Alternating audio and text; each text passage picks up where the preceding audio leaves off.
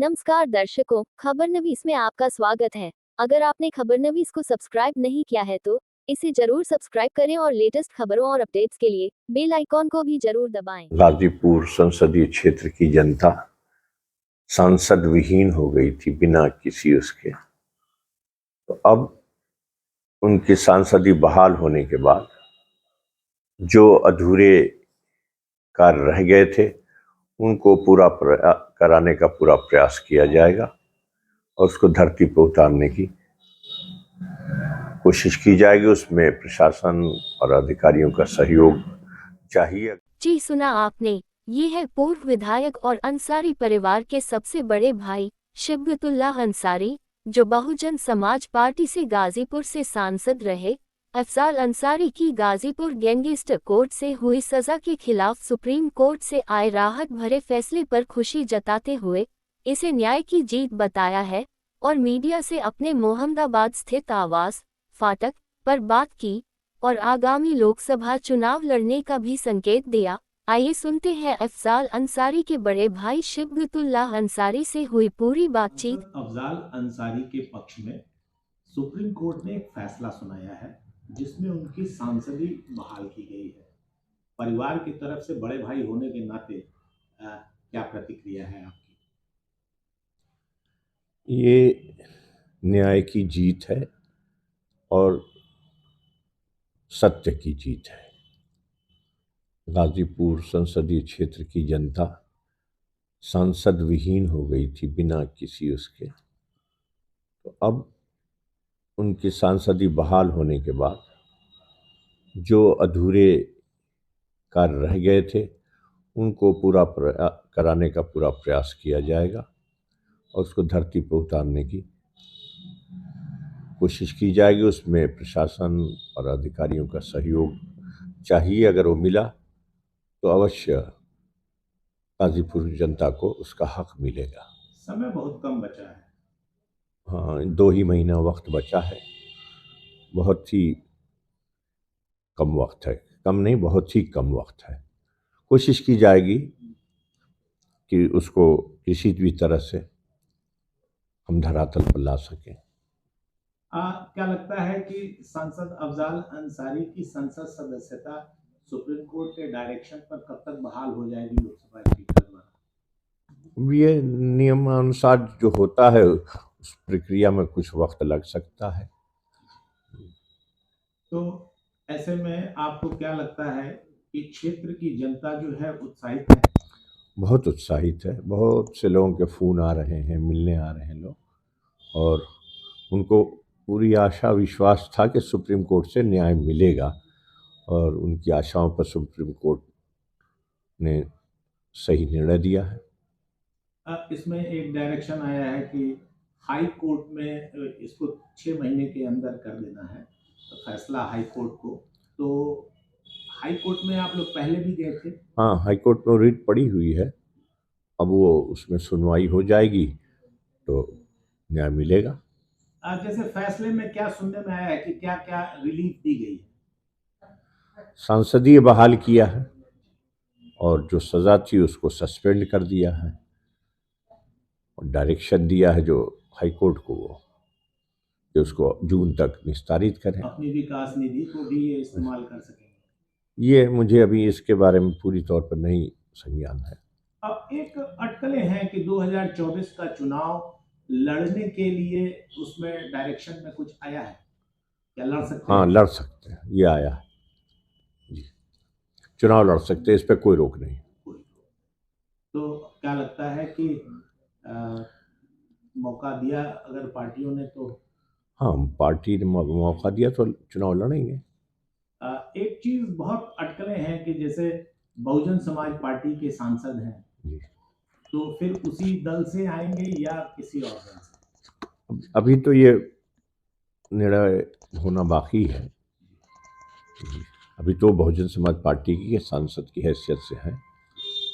विधायक जी, जैसे हम बात करें कि आपकी एक मोहम्मदाबाद विधानसभा जो सीट है जो कि बलिया लोकसभा में आती है, तो यहाँ के बारे में अगर हम आपसे पूछें कि विकास की क्या हालत है? तो ऐसे में क्या बताएंगे कि यहाँ की मुख्य समस्याएं क्या हैं और उसके सापेक्ष निदान क्या होगा? हमारी मोहम्मदाबाद विधानसभा पूरी किसान बाहुल्य विधानसभा है।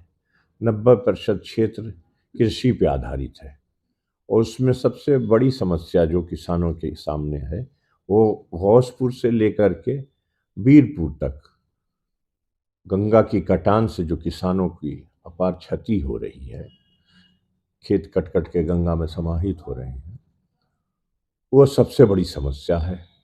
ठोकर बनाने के नाटक हर साल होते हैं, लेकिन कहीं एक बित्ता भी ना बना, कहीं 10 फीट बना, फिर आगे और नुकसान हुआ। उससे कोई ठोस योजना बना के कार्य नहीं हो रहा है, जिससे बहुत किसानों की क्षति हो रही है। गांव के गांव खेत विहीन हो गए। दूसरी समस्या जो है, कोई तकनीकी शिक्षा के क्षेत्र में कोई कॉलेज नहीं स्थापित है, जिससे हमारे बच्चे बच्चियों को तकनीकी इस युग में कोई शिक्षा नहीं मिल रही है। वो हमारे नौजवानों की सबसे बड़ी समस्या है। यहाँ पे सुनने में आया है कि चिकित्सा व्यवस्था अच्छी नहीं है, ट्रॉमा सेंटर भी बनते हैं, कोई डॉक्टरों की व्यवस्था। यहाँ तहसील स्तर का हमारा अस्पताल जो है अब केवल रिफर अस्पताल बन के रह गया है। न वहाँ डॉक्टर हैं, न और कई वर्षों से तो एक्सरे मशीन ख़राब है, उसे बदला ही नहीं गया आज तक।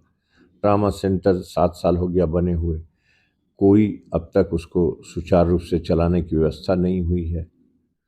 तो इसके स्वास्थ्य के क्षेत्र में तो हमारे पूरे विधानसभा तहसील स्तर के लोग बहुत ही कष्ट में हैं। भाग के मऊ, भाग के गाजीपुर, बनारस, बक्सर इलाज कराते हैं, यहाँ कुछ भी नहीं। और किसानों की भी कुछ समस्याएं। किसान की जो हमारे भांवरकोल ब्लॉक के किसानों की सबसे बड़ी समस्या जो है वो सब्जी मंडी के लिए कोई उचित स्थान आज तक नहीं दिया गया, जबकि पर्याप्त ज़मीन एक्सप्रेसवे के पास पड़ी हुई है। बननी भी थी किसान मंडी, प्रपोजिट भी थी, लेकिन वो कहीं और बन गई और किसान हमारा मारा मारा फिर रहा। उसको कोई उचित उसकी चीज़ों का मूल्य नहीं मिल रहा, इसलिए कि कहीं कोई उचित जगह ही नहीं है। अब लोग अपने खेतों में, अपने घरों पे मजबूर हो रहे हैं अपने कृषि की चीज़ों को बेचने के लिए। बड़ी मात्रा में यहाँ मटर की खेती, टमाटर की खेती, हरे मिर्च की खेती होती है, जो विदेशों को भी जाती है। नेपाल तो रोज़ाना गाड़ियाँ जाती हैं। पूरब में भी हमारे यहाँ से इन सब्जियों की चीज़ें बांग्लादेश तक जाती हैं। तो सिंचाई का तो कुछ है ही नहीं। हमारे यहाँ बस एक छोटी सी नहर है, बीरपुर पंप कैनाल, जो 80-85 की बनी हुई है। जिस क्षमता में उस वक्त थी वही आज भी है। उसका पानी NH-31 को क्रॉस ही नहीं कर पाता है। तो क्या शासन को आपने कोई प्रस्ताव नहीं दिया? कई बार लिख के दिया गया, प्रश्न लगाया गया, लेकिन कोई उस पर ध्यान नहीं दिया। अधिकतर ट्यूबवेल जो हैं सरकारी वो बंद पड़े हैं। नई जो ट्यूबवेल व्यवस्था आई है वो पाइपलाइन से कर दिया है। मात्र 50-50 मीटर 3 तरफ पाइप बिछा देते हैं और वो सब चोक हो जाता है, ख़त्म हो जाता है। सब ट्यूबवेल वैसे ही शो पीस बने हैं। विधायक जी, एक बात जो अंत में रह जाती है, मुख्तार अंसारी के जो छोटे बेटे हैं, उन्होंने सुप्रीम कोर्ट में उनके जान की सलामती के लिए गुहार लगाई थी, शासन में भी गुहार लगाई थी। तो उस संदर्भ में क्या हुआ अभी? उस संदर्भ में परसों डेट थी, उसमें सुनवाई हुई तो कुछ वहाँ सुप्रीम कोर्ट के माननीय न्यायाधीशों ने हमारी रिट में संशोधन करने के लिए कहा है। आज वो संशोधन करके हमारे महान अधिवक्ता जो हैं कपिल सिब्बल जी, वो दे दिए होंगे और उस पर उम्मीद है कि आज सुनवाई हुई होगी या अगले मंडे को हो। वो एक गंभीर प्रकरण है, इसलिए कि सुप्रीम कोर्ट के ही निर्देश पर वो यूपी भेजे गए थे। तो सुरक्षा के लिए हम गुहार लगाने गए हैं, खतरा है ही है। लोगों ने मांग भी की है कि इनको तब तक ये जो है उत्तर प्रदेश के बाहर भी इनको रखने की। हाँ, कहीं उत्तर प्रदेश के बाहर जहाँ सुरक्षित रहें वहाँ सुप्रीम कोर्ट भेज दे तो ये ज़्यादा उचित होगा। नमस्कार दर्शकों, खबरनवीस में आपका स्वागत है। अगर आपने खबरनवीस को सब्सक्राइब नहीं किया है तो इसे जरूर सब्सक्राइब करें और लेटेस्ट खबरों और अपडेट्स के लिए बेल आइकॉन को भी जरूर दबाएं।